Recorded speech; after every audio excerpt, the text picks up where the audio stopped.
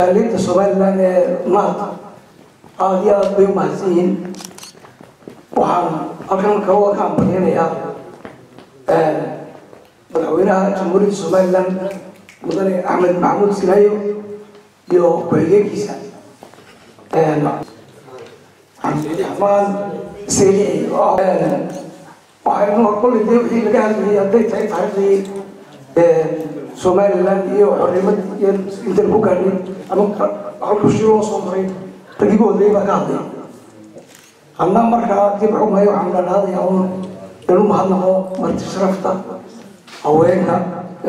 dib u mayo dhalinyarada juudiga badan kaliya xafladda la qabsanto iyadoo way dhacdaa yani in xilli duruufeed ku sii waayay isteed turkiga ugu beegna kuwa isteed turkiga may aan sii mahadinaya yani boortida Somaliland oo ah xudunta koobaad ee iyaguna isu keenista ama ilaalinta qaranka ayaan aad ugu mahadinaya waxaan sii mahadinaya saddex cusub qaran ee iyaguna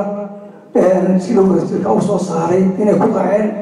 korintii ay u kordhiyeen xukuumadda maanta joogta ee ay ku habboon yani xilliga doorasho ku qabsoomi karto ay isku raaceen baan aad iyagoo ugu mahadinaya والسلام عليكم ورحمة الله وبركاته. بسم الله الحمد لله رب العالمين. إلهي ومحضه. وحرمه هذا يا رمان تذكر قيمة لحفلة. عندي إسكوها وشيء إن أينوس وتكلي سين من وانه أفريل لما تقولي قرن السوالان أو كوبيمي ستيتوكيمي وحي موتي بلنتن dadaalay muujiyeen aad baan u hambalyeynaya ragii dumarba cidii calanka quruxda badan leh inoo suray halkan inaan caawa isugu nimaadno oo xusno waxaan kale oo aan soo dhaweynayaa oo in badan raggana jooga iskaga daba noqday had iyo jeeraale fariimaha aynu furayno marka ama 18 May aynu qabanayna ama xafladaha qurbaha laga qabtay inta badan waxa weeye inaynu muujino shucuubteena waddankii sidaynu jecelahay waxa ka socda had iyo jeer oo aynu ognahay inaynu mar walba aynu baag xidhino inaynu aragno waddankeenu inuu wanaagsan yahay inuu dadaal wanaagsan uu wado heshiisyada iyo khilaafaadka waddanka muddadii dhaweyd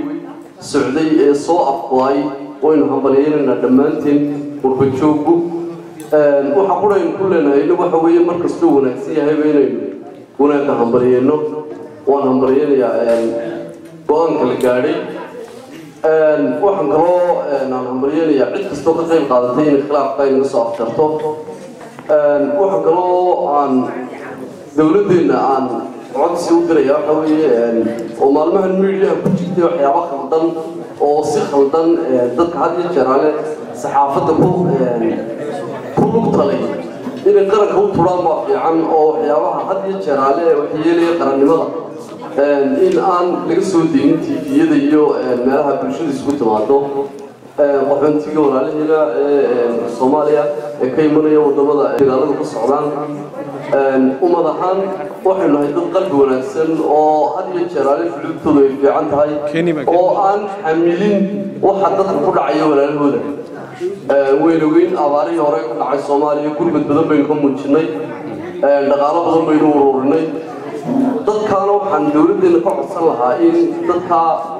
sidii markii hore ay u soo dhaweysay kuga soo fidisay dhaqaatiirta ugu diyaar garaysay inay arrintaasi ay sideedii u socoto oo dadka la soo dhaweeyo oo aynu muujino qalbi xaadnaan waan salaamayaa dhammaan meel kastoo ay joogto Somalilanderku salaamu calaykum waraxmatullaahi wabarakaatuh ugu mahadsanyahay garaad qani waxa hadaba jirta cilad farsamo in yar naga raali ahaada wax yar adinkoo noo qaadanay aanu aad iyo aad ugu mahadcelinayna cid alla cidii Somaliland wax tarta dibadda iyo guud meel kasta ay joogto waxaanu leenahay cidii ka sii jeeda Ilaahay ha u soo jeediyo cidii diidana Ilaahay xaq ha fahansiiyo iyagana Ilaahay barwaaqada iyo wanaagga ay ku jiraan ha u siyaadiyo ayaanu Ilaahay uga baryanaa inta waxa ay raaca halkan waynu isugu nimid waxaynu isugu nimid waa xaflad dhammaanteen Somaliland baynu nahay حسب iyo caalamiyaal mar hadii xafladda Soomaaliland loo isugu yimaado madax meel ka sareeyo la saraaxa ma jiro xusbi la soo casuumayana ma jiro qof walba shaarka Soomaaliland ku imanaya shaarka xusbiga ma shaqeynaya saamo kale meel day xiro ala xidigo xumay fiya maalinta ay xafladda 8 may tahay xusbi ma shaqeeyo taana hal ogaado mid adeer wuxuu yiraahdaa kan xusbiyada qaar bana soo casuumin maalin xusbi ma waa maalinta qaranimada taana sidaas hal ogaado وقت ودوين وكوبي هاي المدير رد كون بينه هذي دل بدرين هذا القوائي قدم بينه يا آديات بندي سلام يا دمانتي بينك مش جوكتا يا أنت كم مكان يوم والآديات بندي السلام عليكم ورحمة الله وبركاته. بسم الله الرحمن الرحيم. السلام عليكم ورحمة الله وبركاته. دمان أصحاب تماشي سويته للمرادة ويلك متشرفك هوانك يا دمان ومدير Soomaaliland meel kasta joogto sababtoo waxaan ku salaamayaa waxaan leeyahay assalaamu calaykum waraxmatullaahi wabarakaatuh salaan kadib kulli waxaynu joognaa maalin qaran maalin sida Muuse uu sheegay ma aha maalin xisbiya maalin gooniya waa maalin qaran maalin dadka oo dhan xilka saaran yahay weeyaan qaran walibana wuxuu leeyahay astaan iyo maalin gooniya marka hore waxaan salaam qaali u dirayaa dhammaan jamhuuriyadda Soomaaliland dal iyo dibadda meel kasta ay joogaan waxaan leeyahay aad iyo aad ugu faraxsanahay ilaahay inuu gaarsiiyay sanadii 24 sanadeeda insha Allah in ilaahay wuxuu ka rajaynayaa inagoo horumar gaarnay iyo ictiraaf buuxa insha Allah in ilaahay inuu gaarsiiyo nabad inta waxay raacaan aad iyo aad u salaamaya dhammaan madaxda qaranka ugu horeeya madaxweynaha Axmed Maxamed Maxamuud Silaayo iyo madaxweyne ku-xigeenka dhammaan ciidamada qaranka ee waddanka u soo halgamay iyo dhammaanba ciidamada qaranka xaasiska بسم الله الرحمن الرحيم الحمد لله رب العالمين والصلاة والسلام على أشرف الأنبياء والمرسلين سيدنا نبينا محمد صلى الله على آله وصحبه وسلم ضمان مرتشرف تكسر قيم كشيء مناسبة شاليد ريرنات سوماليلاند طبقابياش حفلة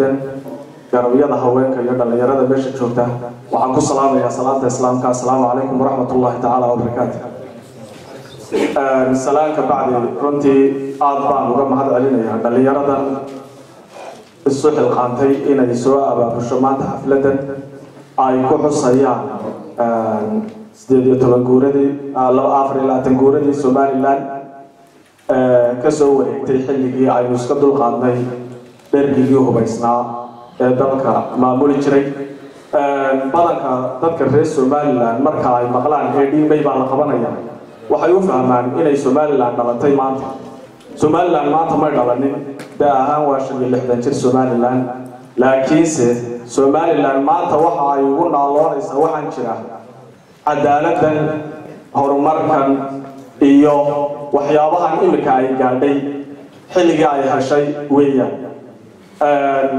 runtii maanta markaan xafladan imanayay waan الله يركب تبع قلنا حفلة الساعة ستة صدق كيمي وعاوز البلا وقلنا في حد بيسوي خصوصا يسمى حان كل هذا هاي ذلك اللي قصوا نقضي لكن سواء كوبين أطبعا لو ما حد خيال مجاهد هيو إن كوها يقول الشيء إن ما تاي مالن حسبيان هاي تاي مالن كران وأنتو وآخرين هاي مالن كران تاي لكن سكرم وآخر على حسبيان كابو يمنين حسبيان ومال كلا كما يمنين قرن كيو عليك هذا حسب سنين waxaa jiri doona maxaan ku dhahday beerihi iyo wixii maxaan ku dhahday hore looga soo baxay marka runtii waxaan arkaa xisbiga marka uu meel marayo waxa uu yahay astaan kamid ah astaamaha qaranka Somaliland marka in la diido ma aaminsan waxaan se taageersanahay inaan asxaab maanta oo kale lagu kala abtirsanin dhaliilo iyo maxaan ku dhahday waxyaabo kale aan halkan la isaga soo jeedinin laakiin se laga wada hadlo wixii qarankan u dan ah iyo wixii maxaan ku dhahday u dan ah ummadda reer Somaliland inta hadaan ka gudbo waxaan halkan ka hambalyeynaya runtii aadna aan ugu faraxsanahay go'aanada geesinimada leh ay soo saareen asxaabta qaranka iyo maxaan ku dhahday xukuumadda maanta Somaliland